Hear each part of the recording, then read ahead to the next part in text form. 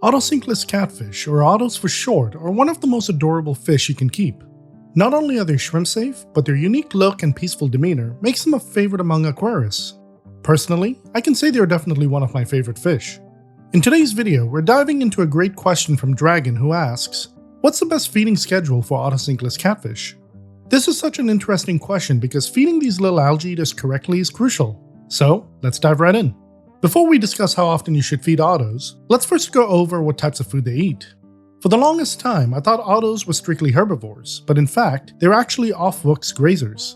Aufwuchs refers to the slimy biofilm that grows on underwater surfaces, which consists of algae, diatoms, and other microorganisms. This specialized feeding habit explains why Otos are such effective algae eaters. They constantly graze on surfaces, using their sucker-like mouths to scrape off biofilm and soft algae. Their natural diet primarily includes soft green algae, brown diatoms, and biofilm, which you can find on driftwood, stones, and various other surfaces in your tank. Due to their aufwuchs grazing nature, Otos have specific dietary needs. They require foods that allow for constant grazing and that can stay in the tank for extended periods without disintegrating. Typically, they don't readily accept standard fish flakes or pellets. To accommodate their grazing habits, you should provide plenty of surfaces for biofilm to grow on, such as driftwood, stones, and broadleaf plants. In my 55-gallon tank, I have about 7 Otos, and they absolutely love grazing on the jungle vallisneria plants. For supplemental feeding, I recommend high-quality algae wafers. I personally prefer using the New Life Spectrum brand, and if you're interested in learning more about them, I'll leave a link in the description below. You can also provide blanched vegetables like zucchini or cucumber for additional nutrition. If you have duckweed in your tank, try blanching that too. It's a big hit with my Otos and shrimp. If you'd like to learn how to blanch duckweed, check out the video I've linked in the top right corner. Additionally, you can feed them small quantities of protein-based foods like frozen baby brine shrimp, as they do consume microorganisms. Now that you know what these fish eat, let's get down to the question of the day.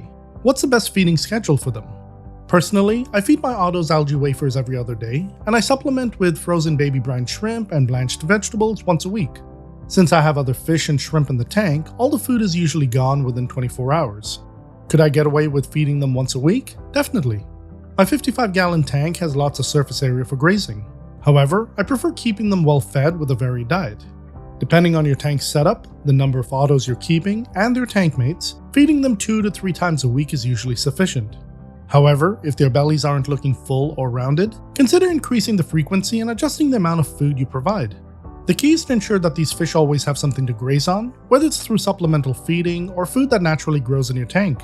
The great thing about Otos is that you can't really overfeed them. Unlike other fish that devour anything you drop in the tank, even when they're full, Otos are more selective and stick to their preferred food sources. Thanks to their grazing behavior, they eat only as much as they need and then stop. So observe your Otos and adjust your feeding based on your tank setup. Otocinclus catfish are incredibly low maintenance when it comes to feeding, but that doesn't mean we should forget about them altogether. These little grazers are perfect for keeping algae in check while adding a peaceful vibe to your tank.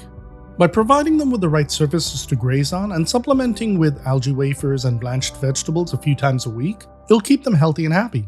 If you enjoyed this video and found it useful, post your questions in the comments below using the hashtag AskAndy. I'd love to answer them in future videos. And if you're looking to learn more about Otocinclus catfish, you'll definitely want to check the next video I've lined up for you. Also, don't forget to subscribe for more tips and guides like this. I'm Andy, thanks for watching, and I'll catch you in the next one.